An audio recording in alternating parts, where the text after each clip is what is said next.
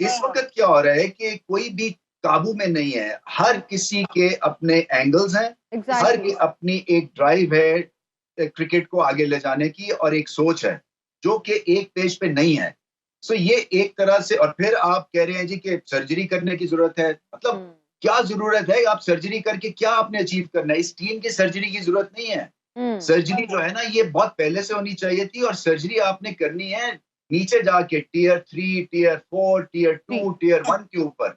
तो ये आप जब तक के कप्तान को पूरी तरह से उसको आप चार्ज नहीं देते हैं, उसकी मर्जी के प्लेयर्स नहीं देते हैं, ये कई प्लेयर्स थोपे गए हैं इनके ऊपर। अच्छा रमीज सर, अगर हम पाकिस्तानी टीम की बात करें तो पहली बार जो है ना वो हमने उनको इतने कम स्कोर पर आउट कर लिया, और चेस करना कंपैरेटिवली इजी होता है, और लग ये रहा था कि अगर हम 120 तक इनको रिस्ट्रिक्ट कर लेंगे तो हम वो टारगेट अचीव कर लेंगे। कल हम शो में भी इस पर बात कर रहे थे। देखिए, उसके लिए आपको बहुत सारी चीजें ठीक होने पड़ती हैं। एक इनिंग्स की टीम नहीं होती है जो कि चैंपियन टीम होती है, वो पूरा मैच अच्छा खेलती है। सो मैं समझ रहा था कि जो बॉलिंग एफर्ट है उसी की एनर्जी को लेके बैटिंग एफर्ट शुरू होगा, और कुछ हद तक उम्मीदें बंदी थी उनके क्रिटिकल मिस्टेक की, बुमराह को पहला ओवर नहीं करवा के, क्योंकि बुमराह जो थे ना वो मेक और ब्रेक टीम थी इंडिया के लिए, और एंड में ऐसा ही हुआ।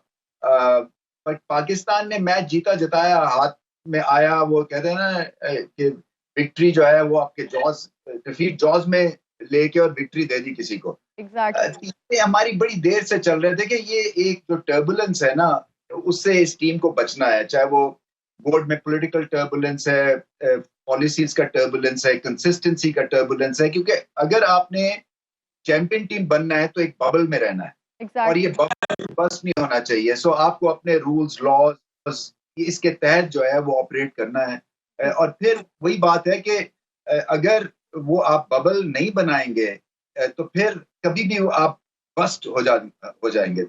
कई गलतियां होती हैं। आपने इंटेंट की बात की, पार्टनरशिप 1-1.5 चाहिए थी, फिर आप बैटिंग ऑर्डर ऊपर नीचे कर सकते थे, मगर कई जो चले हुए कारतूस हैं वो बार बार खेली जाते हैं। सो पाकिस्तान ने चांस देने हैं इन प्लेयर्स को। कब जाके हम कहेंगे कि नहीं जी इनफ इज इनफ, क्योंकि कभी हम वर्ल्ड कप के बहाने से एक्सपीरियंस को डाल लेते हैं, पुराने प्लेयर्स को बुला लेते हैं।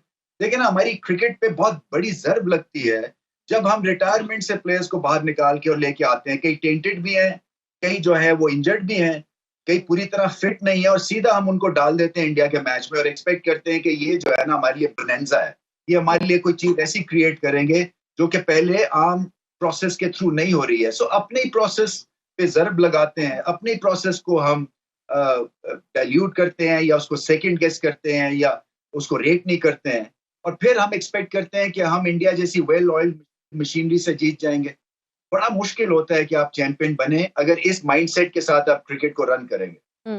बिल्कुल। अच्छा रमीज, हम इमाद वसीम की फिटनेस की बात करते हैं। 100% फिट नहीं थे, लेकिन फिर भी उनको खिलाया गया। हाँ, मैं ये देख रहा था, मैं सरप्राइज था, क्योंकि वो तो 2 दफा रन आउट खुद ही कह रहे थे कि कर लो मुझे। तो मैं नहीं समझ सकता था कि इतनी उनकी लिमिटेड हो गई है मूवमेंट। तो पहले भी इंजर्ड हो गए वो मैच से पहले यूएसए के, और फिर इस मैच में भी देखे ना, वो इतना बड़ा आपने उन पे प्रेशर, एक तरह से ये एक्सपेक्टेशंस का टोकरा डाल दिया कि एक बैट्समैन को नहीं आपने खिलाया और एक ऑलराउंडर इमाद वसीम को खिलाया, थिंकिंग कि ये बैटिंग भी उसी हिसाब से करेंगे जैसे एक नॉर्मल या एक मंजा हुआ बैट्समैन करता है, क्योंकि वो उस रेट के या उस लेवल की उनके पास बैटिंग नहीं है जैसे कि इंडिया की बॉलिंग के ऑप्शंस थे।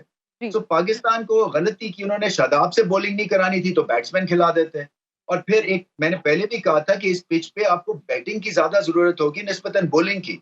बॉलिंग ने तो काम कर दिया, बट ओवरऑल बैटिंग थी उसमें इंटेंट नहीं थी, गेम अवेयरनेस नहीं थी। ये मैच पाकिस्तान को 16वें ओवर में खत्म कर देना चाहिए। रमीज सर, अगर हम साइम अयूब को इस टीम में उनको डाल देते तो आप क्या समझते हैं कि उनकी इंडक्शन से क्या फर्क हो सकता था?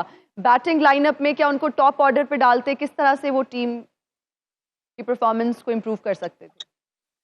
देखिए, आपके पास ऑप्शन तो फिर भी बन जाता ना थोड़ा बहुत, कि आप एटलीस्ट फेलियर हुआ है तो मगर किसी तुक से फेलियर हुआ है। अभी तो बेतुकी सी एक तरह से स्ट्रैटेजी थी, और सिलेक्शन भी थी, नोइंग फुली वेल के आपको 1-1.5 पार्टनरशिप चाहिए थी, और 13-13, 15-15 रन करके आप आउट हो रहे हैं। तो ये इसकी वजह से भी फ्रस्ट्रेशन ये थी कि अगर आप 120 नहीं करेंगे तो कब करेंगे? हालांकि स्टार्ट आपको बड़ा अच्छा मिला और इस पिच पे बेहतरीन बैटिंग कर चुके वो रिजवान ने असल में जाके जो वो शॉट खेली है ना, उससे सारा मोमेंटम टिल्ट हो गया। वहां पे अगर वो अपने आप देखे ना, आपकी गेम अवेयरनेस की हम सर पटकते रहते हैं अपना, कि पाकिस्तान की गेम अवेयरनेस बड़ी कमजोर है। टैलेंट शायद भारत जितना ही है, मगर गेम अवेयरनेस में वो हमसे 100 नंबर आ गए, क्योंकि उस वक्त बुमराह जो थे वो उनके डील मेकर थे और हमारे डील ब्रेकर थे। उनके 2 ओवर थे, वो 2 ओवर्स मेक और ब्रेक थे उनके लिए, क्योंकि बाकी पकड़े जाना था उन्होंने। तो वहां पे अगर अकल के साथ, और 6 एंड ओवर चाहिए था आपको, वहां पे हेरोइक्स की जरूरत नहीं है। नॉर्मल बैटिंग करते आप 4 रन भी कर लेते बुमराह के उस ओवर में, मगर 31 किया हुआ। हालांकि रिजवान भी मैं समझता हूँ कि थोड़ा सा 20-25 का चांस ले सकते थे, फिर बैटिंग ऑर्डर शिफ्ट नहीं किया, शफल नहीं किया हमने। लेकिन ना, नसीम शाह ने बताया कि अगर आपकी इमेजिनेशन है और टेल एंडर है वो, तो आप ये जो है रिवर्स फ्लिक भी कर सकते हैं, आप चांस भी ले सकते हैं।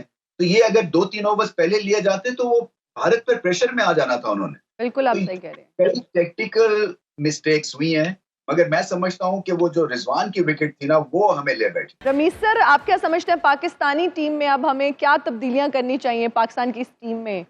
वैसे तो बहुत सारी तब्दीलियों की जरूरत है, लेकिन अभी फौरन क्या तब्दीलियां करने की जरूरत है?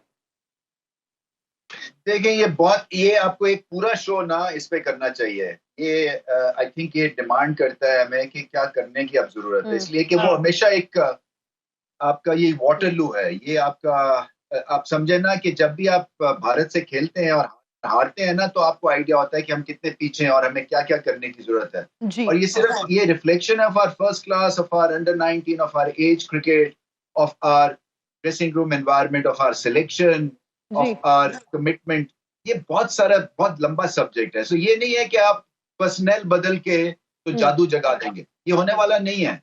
इसलिए कि इसके लिए जो है ना, जब तक के पर्सनैलिटीज से वाकिफकार नहीं होंगे क्रिकेटर्स की, जब तक कि आप में पैशन नहीं होगा, एक कीड़ा जिसको कहते हैं ना क्रिकेट का नहीं होगा, ये आप मोबाइल होके और सिर्फ just for the heck of it cricket के इर्द गिर्द रह के आप ग्रेटनेस अचीव नहीं करते हैं। ये आपको ना आस्तीने चढ़ा के ना और छलांग मारनी पड़ती है काम में, और इसके लिए आपको इसका एक माइंडसेट अलग होता है।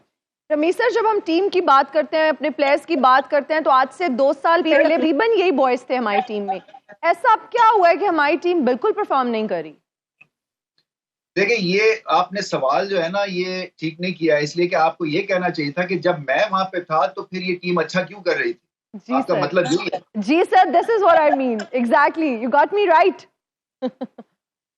बात कर रही है। देखिए, मैं आपको बताता हूँ, आपको जो है ना, ये जो इसके जो रूल्स है ना ऑफ द गेम क्रिकेट के, ये बड़े सिंपल है। आपने कप्तान को भरपूर कॉन्फिडेंस देना है, आपने उनको बताना है कि उनसे क्या एक्सपेक्टेशंस है, उनको क्या चाहिए इन रिटर्न। इस वक्त क्या हो रहा है कि कोई भी काबू में नहीं है, हर किसी के अपने एंगल्स हैं, हर की अपनी एक ड्राइव है क्रिकेट को आगे ले जाने की, और एक सोच है जो कि एक पेज पे नहीं है।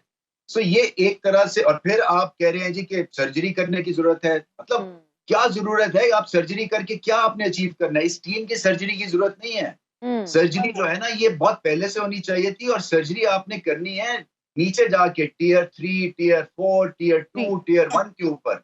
तो ये आप जब तक के कप्तान को पूरी तरह से उसको आप चार्ज नहीं देते हैं, उसकी मर्जी के प्लेयर्स नहीं देते हैं, ये कई प्लेयर्स थोपे गए हैं इनके ऊपर, और आपको रिजल्ट इसमें दिख रहा है। हर एक की चॉइस का एक बंदा आके बिठा दिया है, कई बहुत पुराने प्लेयर्स को खिलाई जा रहे हैं, और वो बगैर कुछ किए हुए खेली जा रहे हैं। तो आपको कहीं ना कहीं जो है ना, वो इनका पीरियड जो है ना, उसका कट ऑफ पीरियड टाइम होना चाहिए। सो हम ये भी टैलेंट आ नहीं रहा है। जब आप जूनियर लीग शुरू करते हैं तो आप कहते हैं जी आपने बड़ा पैसे खर्च कर दिए, तो कैसे नया टैलेंट कैसे आएगा? वो जब आप एज क्रिकेट के ऊपर जोर लगाएंगे, पैसा लगाएंगे, उनको एक करियर पाथ देंगे, वहां पे कोचिंग तगड़ी करेंगे, मॉडर्न डे माइंडसेट नहीं करेंगे, तब तक ये आप फिर इसी तरह से जो रिटायर्ड प्लेयर्स हैं उनको रिटायरमेंट से निकाल के आपको खिलाना पड़ जाएगा, क्योंकि नया टैलेंट पे आपको ना भरोसा है, ना उसके प्रोसेस की तरफ आपका ध्यान है। बिल्कुल आप सही कह रहे हैं।